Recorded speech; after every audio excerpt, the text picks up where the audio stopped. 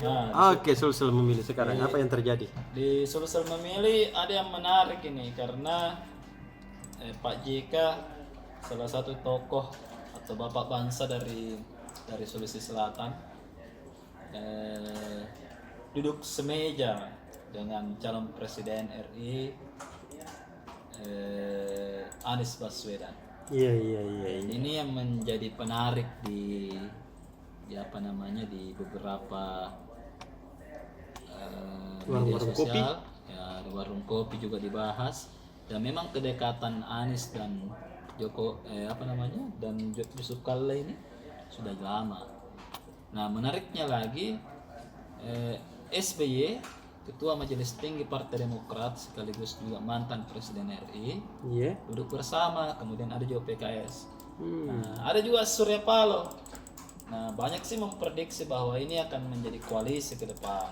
Iya, iya, iya, iya, iya. Nah, apakah ini akan terwujud?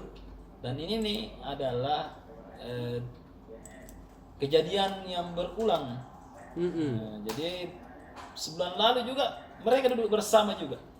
Dan rasa-rasanya kedekatan mereka ini ingin ditunjukkan ke publik.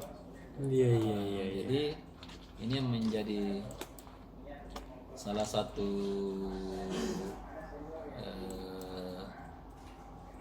headline kita di Sulsel Memilih besok. Nah itu ditanggapi oleh relawan dari sini. Jadi pertemuan mereka ini menjadi pembicaraan relawan Anies Baswedan di Sulawesi Selatan. Nah silakan Anda baca besok. Kemudian yang lain juga verifikasi partai ini sudah jalan. Jadi 5 partai baru dan 4 partai lama akan verifikasi faktual, verifikasi langsung di lapangan. Apakah pengurusnya ada, kemudian apa sekretariatnya ada.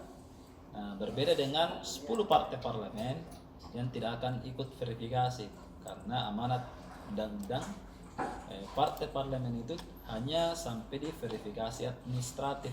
Kalau sudah lolos dari situ tidak perlu. Nah ini partai baru sudah tadi beberapa laporan dari daerah mereka Lutim, Pare-Pare itu sudah melakukan verifikasi faktual.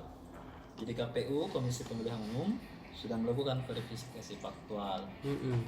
Nah kalau ini kan ada persentase-persentasenya, misalnya 100% harus tingkat wilayah atau provinsi, kemudian 75% level kabupaten kota, 50% level kecamatan. Nah ini yang nanti akan diverifikasi dan ada biasanya titik-titik yang menjadi poin dari KPU untuk melakukan verifikasi.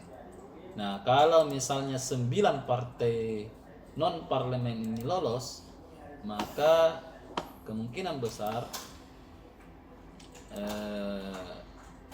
akan bertambah lagi peserta pemilu, dan itu sebenarnya menjadi bagus untuk masyarakat karena kan dari tahun ke tahun itu angka partisipasi pemilih itu hanya di angka 70% paling tinggi.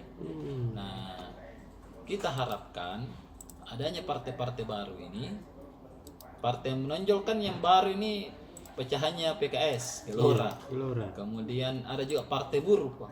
Nah ini juga yang menonjol karena kemarin kenapa menonjol?